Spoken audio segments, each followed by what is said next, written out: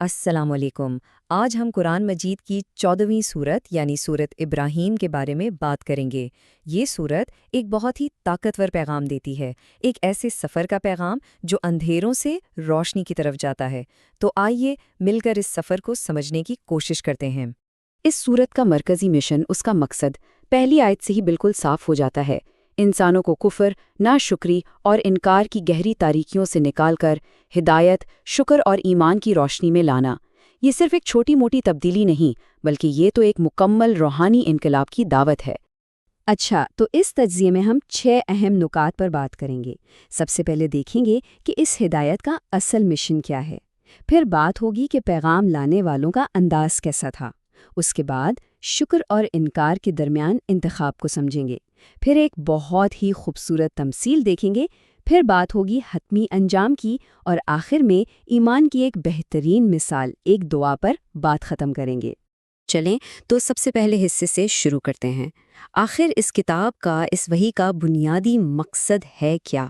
سورت کی پہلی آیت ہی اس مقصد کو ہمارے سامنے کھول کر رکھ دیتی ہے۔ یہ ایک کتاب ہے جسے ہم نے آپ کی طرف نازل کیا ہے تاکہ آپ لوگوں کو اپنے رب کے حکم سے اندھیروں سے نکال کر روشنی کی طرف لائیں۔ یعنی یہ صرف پڑھنے یا جاننے کی بات نہیں، یہ ایک مکمل تبدیلی کا عمل ہے۔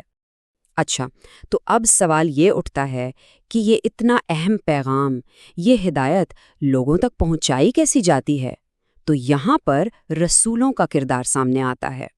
اور یہاں ایک بہت ہی کمال کا اصول بتایا گیا ہے۔ اللہ فرماتا ہے کہ ہر رسول کو اسی کی قوم کی زبان میں بھیجا گیا تاکہ بات بالکل صاف، بالکل واضح ہو جائے۔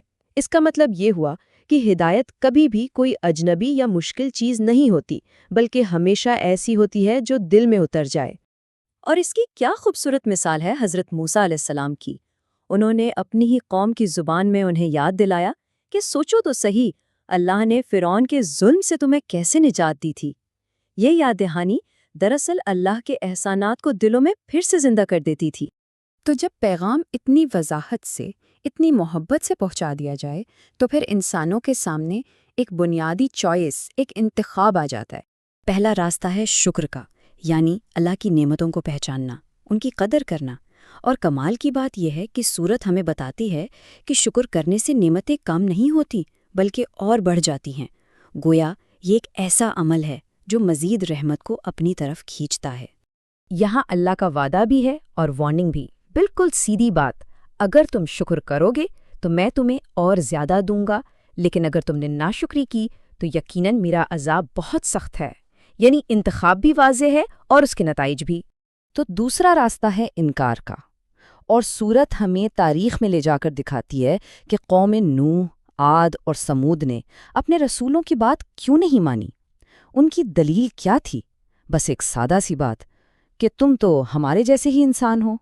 اور اس انکار کا انجام کیا ہوا؟ وہ دور کی گمراہی میں جا پڑے۔ اب ہم آتے ہیں اس سورت کی سب سے طاقتور اور شاید سب سے یادگار تمثیل کی طرف، جو ایمان اور کفر کی حقیقت کو ایک تصویر کی طرح ہمارے سامنے رکھ دیتی ہے۔ ایک اچھے کلمے یعنی ایمان کو ایک ایسے زبردست درخت کی طرح بتایا گیا ہے جس کی جڑیں زمین میں بہت گہری اور مضبوط ہیں اور اس کی شاخیں آسمان تک پہنچی ہوئی ہیں۔ یہ تصویر ہے استحکام کی، بڑھنے کی اور مسلسل پھل دینے کی۔ اور اس کے بالکل برعکس ایک برے کلمے یعنی کفر کو ایک ایسے خراب درخت کی طرح بتایا گیا ہے جسے جڑ سے ہی زمین سے اکھاڑ پھینکا گیا ہو، جس میں کوئی ٹھہراؤ، کوئی استحکام ہی نہ ہو۔ یہ اس کی کمزور اور بے بنیاد فطرت کو ظاہر کرتا ہے۔ تو ایک طرف مضبوط جڑوں والا درخت ہے اور دوسری طرف جڑ سے اکھڑا ہوا۔ ان دونوں راستوں کا آخری انجام کیا ہوگا؟ اس کا جواب ہمیں ملتا ہے روز حساب کے ایک منظر میں۔ قیامت کے دن ایک عجیب مکالمہ ہوگا۔ کمزور پیروکار اپنے مغرور لیڈروں سے کہیں گے، بھئی ہم تو تمہارے پیچھے چلتے تھے، اب کیا ہمیں اللہ کے عذاب سے بچا سکتے ہو؟ تو ان لیڈروں کا جواب کتنا مایوس کن ہوگا، اگر اللہ نے ہمیں ہدایت دی ہوتی تو ہم تمہیں بھی دیتے، اب تو سب برابر ہے۔ اور پھر شیطان خود بات کرے گا، اور شیطان کا وہ ختمی خطاب، وہ احتساب کا لمحہ واضح کر دے گا۔ وہ کہے گا، دیکھو اللہ کا وعدہ سچا تھا، میں نے بھی وعدہ کیا تھا لیکن میں نے وعدہ خلافی کی، تو اب مجھے الزام مت دو، بلکہ اپنے آپ کو ہی ملامت کرو۔ نہ میں تمہاری مدد کر سکتا ہوں، نہ تم میری۔ یوم حساب کی اس سختی کے بعد سورت کا رخ ایک بہت ہی امید بھری اور تعمیری مثال کی طرف مڑتا ہے، اور یہ مثال ہمیں ملتی ہے حضرت ابراہیم علیہ السلام کی دعا میں۔ اور یہ کوئی معمولی دعا نہیں ہے، ذرا اس کی گہرائی تو دیکھیں۔ حضرت ابراہیم علیہ السلام نے شہر کے امن کی دعا کی، اپنی اور اپنی اولاد کے لیے بت پرستی سے حفاظت مانگی، لوگوں کے دلوں میں اپنی فیملی کے لیے محبت مانگی اور رزق مانگا تاکہ وہ شکر گزار بن سکیں، نماز قائم کرنے کی توفیق مانگی، اور آخر میں صرف اپنے لیے نہیں بلکہ اپنے والدین اور تمام ایمان والوں کے لیے مغفرت کی دعا کی۔ اور اسی دعا میں وہ اللہ کا شکر بھی ادا کرتے ہیں کہ انہیں بڑھاپے میں اسماعیل اور اسحاق جیسے بیٹے دیے ہیں۔ یہ وہی شکر ہے نا جس کی بات سورت کے شروع میں ہوئی تھی؟ یہاں ہمیں اس کی ایک جیتی جاگتی عملی مثال نظر آتی ہے۔ اور آخر میں سورت ایک حتمی یاد دہانی کراتی ہے۔